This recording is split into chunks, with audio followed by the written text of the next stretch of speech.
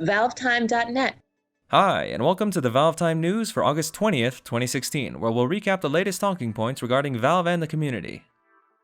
After half a decade in their current offices, next year we'll see Valve move into a new studio complex just 2 blocks away from their existing space. In May 2017, Valve will move into a new 225,000 square feet space in an office building within the Lincoln Square expansion project in Seattle, encompassing floors 11 through 19. According to the Kemper Development Company, Valve will be leasing nearly 1/3 of the total floor space available, making them the biggest corporate entity to inhabit the space. This announcement comes after several months of hints and rumors about Valve's acquisition of a new office space, with this recent confirmation consequently coming as no real surprise. While we don't know any other use for the extra space at this time, we like to believe a few of the expanding teams that could make use of it would include the expanding Steam hardware and virtual reality development teams, Steam support, and hopefully some of their ongoing and upcoming game design teams. This is all speculative, of course, so let's wait until May 2017 to see if Valve releases a tour video and discussion of their new office space.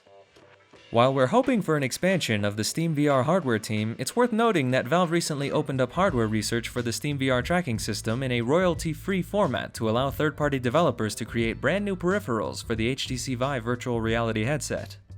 Obviously, designing, building, and testing a brand new piece of hardware is no easy task, but Valve have created a special licensee kit to help developers get started.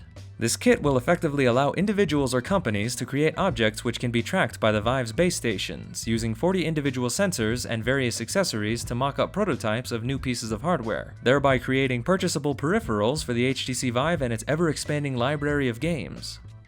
In theory, these devices could also do away with the Vive headset altogether, as the provided developer kit only provides the sensors, accessories, and the base stations used for tracking, with no VR-specific devices even included.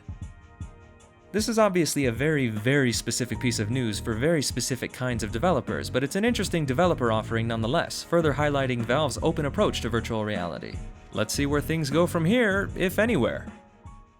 With months of preparation and preliminary rounds now complete, this past week was time for the International 2016 to finally get underway. Following the successful and extremely exciting group stages last week, Monday, August 8th brought about the start of the main event at Key Arena. After an exciting opening ceremony on Monday, featuring the usual appearances by Valve's Gabe Newell, a live performance by violin and internet goddess Lindsey Sterling, and the first unveiling of some new exciting augmented reality displays, the main event got underway. By Saturday, it seemed like nobody could really tell which way the tournament was going to go, with Wings Gaming eventually succeeding in beating Digital Chaos 3-1 in the grand final, taking home over $9.1 million compared to DC's still not shabby $3 million. With $20.7 million in total prize money, 105 total picked and banned heroes, a fun all-star match, some of the best production value we've seen so far, and shockingly well-implemented augmented reality character previews, TI6 was undoubtedly one of the best Dota 2 tournaments of all time, and we're already looking forward to TI7 and this coming year's pair of majors. During the International, Valve exploited the event's impressive standing as the largest Dota-themed event of the year to preview not one, but 2 new heroes who will soon be making their way into the game. During the hour-long All-Star match on Thursday evening, Valve revealed Underlord, the Dota 2 version of Pitlord, who arrived to shake up the 10v10 match between pub and pro players. It was also revealed that Underlord would be officially released to the public in an update coming on August 23, 2016, at the same time or likely slightly earlier than the arrival of the game's first ever truly new and original hero. As the first hero not to be ported from the original Dota, Monkey King's reveal as part of a special presentation on Friday was one of both shock and excitement, with a short teaser trailer revealing his appearance, personality, and voice actor, while leaving several hints regarding his possible abilities and his role within the game, likely as an agility carry with ties to illusions or summons of some kind. Monkey King is set to be released as part of the New Journey update sometime this autumn, but it remains to be seen whether this is the same update as the one Underlord will arrive in, or something completely different. Regardless, color us excited.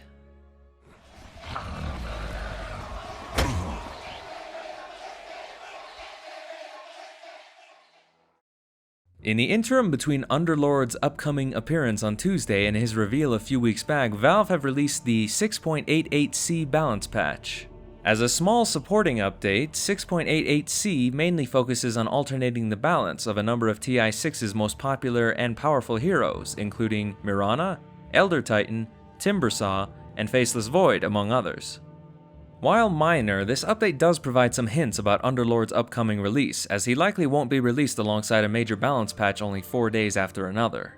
Regardless, the patch is expected to introduce a new post-game stats screen, so that's definitely something else to look forward to. While the spotlight was very much on Dota 2 and the International this past week, a series of posts released on Wednesday revealed the rules and conditions for this year's 6th annual Saxxy Awards. As the 6th iteration of Valve's filmmaking competition, the rules for this year's Saxxy Awards are identical to those in the last year, seemingly having been perfected at this point.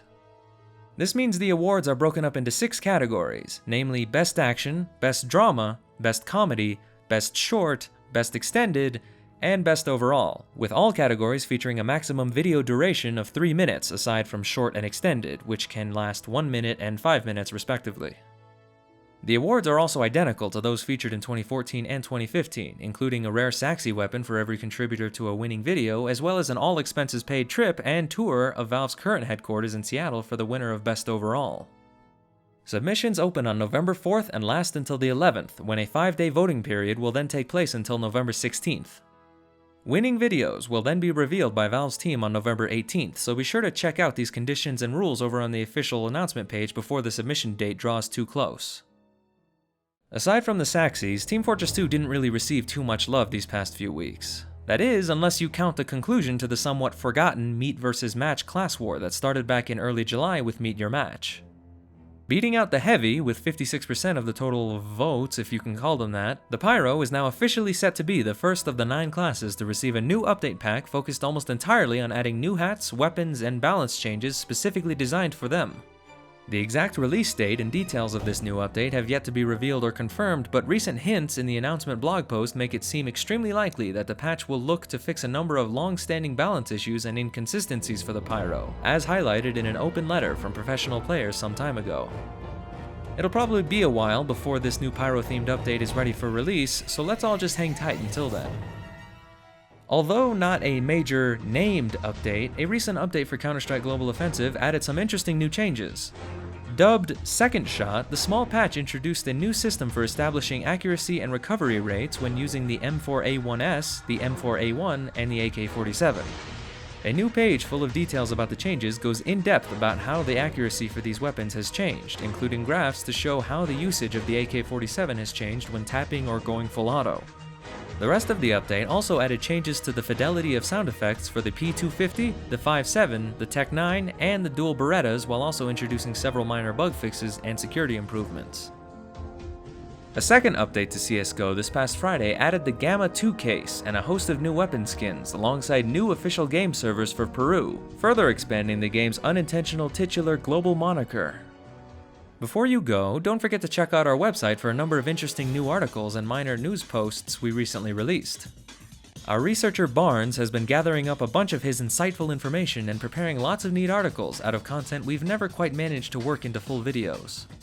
This past week, his articles revolve around a few behind-the-scenes production shots of that rather terrible Half-Life Uplink promotional film we covered a few years back, and an interview with Half-Life modder Tony Newton, co-creator of old-school mod Redemption. He's put a lot of work into making these become a reality, and he's got a lot more coming down the pipeline, so we'd really appreciate it if you could check out his work and show him some love. And that'll bring us nicely to the end of another few weeks of Valve news. Don't forget to follow our social media pages, to join in with the conversations over on the ValveTime.net community forums, and to check out our previous content. Thanks for watching, and bye for now.